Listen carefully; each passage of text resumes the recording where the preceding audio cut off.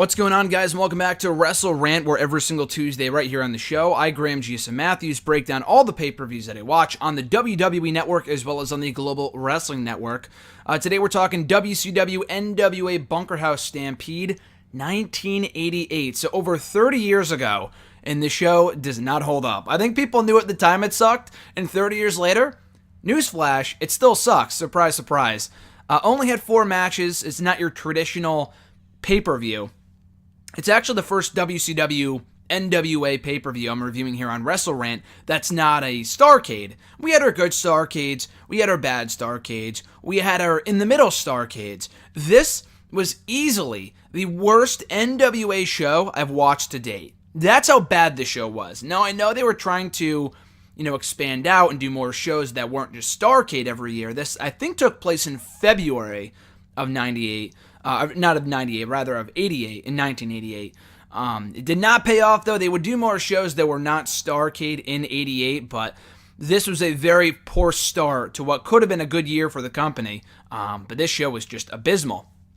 So I mentioned it was not your typical pay-per-view because the show did not run 3 hours long.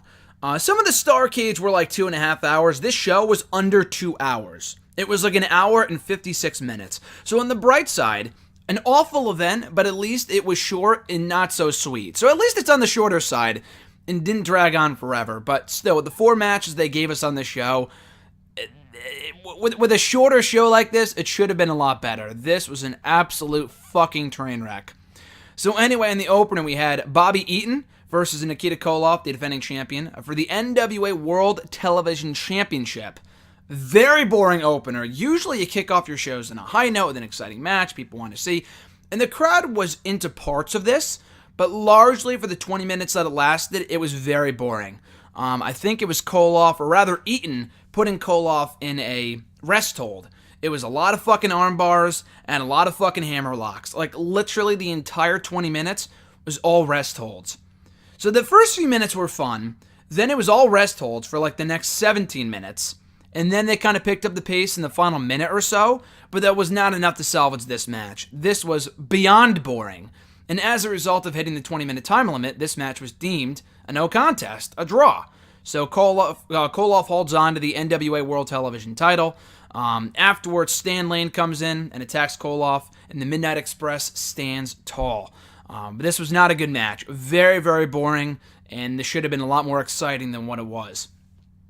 For the UWF United States Championship after that, it was Barry Windham defending against Larry Zbyszko, another match that was pretty boring for the near 20 minutes that it lasted.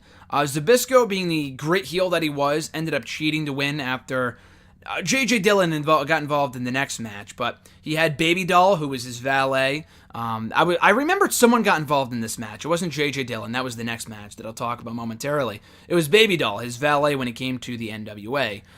She attempted to interfere, but he took her shoe, hit Barry Windham over the head with it, and won the championship. So it was a good heel finish. The match itself, fucking boring as hell. This lasted way longer than it needed to. And again, it picked up a little bit at the end, a lot like the previous matchup, but still not enough to salvage the entire outing. This was very boring, very boring. Better than the opener, but again, not saying much. We get to the NWA World Heavyweight Championship match between Ric Flair, the defending champion, and Road Warrior Hawk. This was easily the best thing on the entire show. Like, it's not even close. This was a really, really good match. Ric Flair being the great heel that he was, a lot like Larry Zbyszko, but to an even greater degree. Worked well with like the bigger opponents, the babyface bigger opponents that the crowd really wanted to see beat the shit out of Ric Flair. And we got a lot of that here, Ric Flair being the slimy, cowardly heel that he was. I thought they worked very well together. They put together an exciting match. This match also went about 20, 21, 22 minutes, but it was actually entertaining, and the crowd was into it, so it had that going for it. J.J. Dillon got involved, I think, twice, like at least on 2 separate occasions, on behalf of Ric Flair, hitting Road Warrior Hawk over the head with like a fucking chair, I think it was. Hawk kicked out anyway, and then Flair's like, fuck it, I'll get disqualified, so he takes the chair himself, hits Hawk over the head with it, and the match ends in a DQ win for Road Warrior Hawk. The championship, however, stays with Ric Flair. Shitty-ass finish after the 2 fucking boring-ass matches before this. So a great match with an awful finish. Ric Flair did a lot of this type of stuff where he would, kind of worm his way out of title defenses by ways of countout and disqualification. That's what a heel does. But when you overdo the same finish over and over and over and over, people get tired of that shit real quick. Maybe not so much in 88 as opposed to 2018, but still, even back then it was a tired finish quite quickly. It grew tired quite quickly. But the match itself, again, if there's any saving grace of this entire show, it was this match. So the match was great up until the lame finish.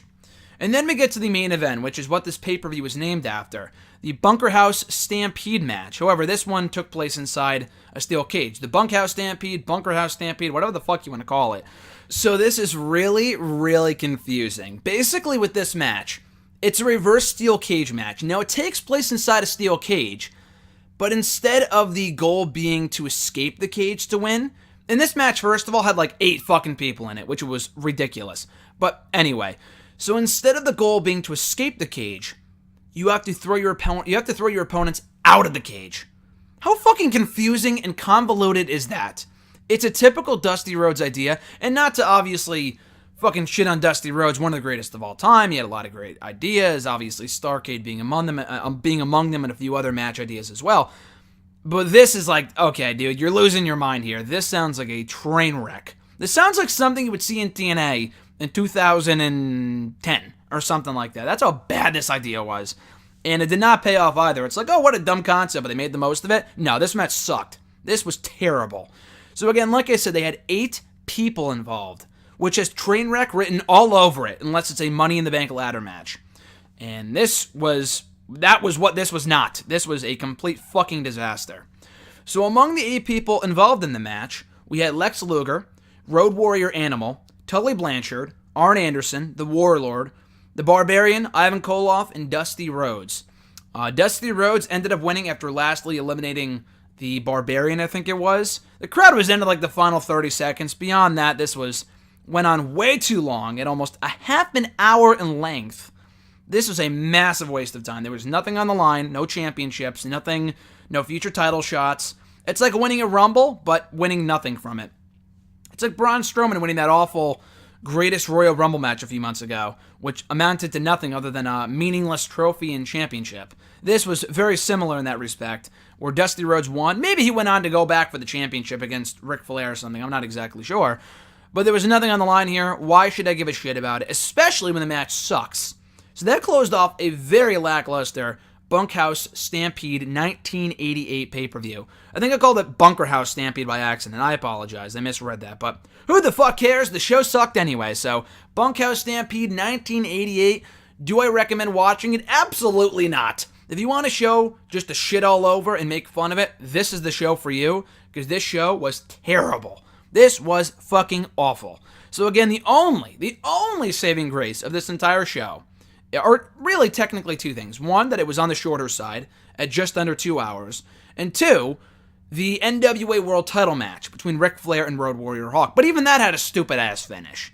So easily the worst and weakest NWA pay-per-view I've reviewed here on WrestleRant up to this point. But that's what the show is for. It's called WrestleRant for a reason, so I can rant on how bad some of these shows are. So that is NWA. I say WCW because it's under the WCW banner on the network. So if you're wondering, oh, why is he putting WCW in the title of the videos? It's because it's under the WCW section on the network. So that's why I do that. But NWA Bunkhouse Stampede 1988. Not worth your time. The show sucked. So anyway, guys, thank you for watching the show. I appreciate it. Be sure to, or listening, whatever. Be sure to like the video, drop a comment, share the video, and subscribe on the channel, or to the channel, whatever the fuck. I'm losing my mind here. That's how bad the show was. For more daily content, have a great rest of your week, guys. I'm Graham G.S. Matthews, and I'll catch your ass down the road.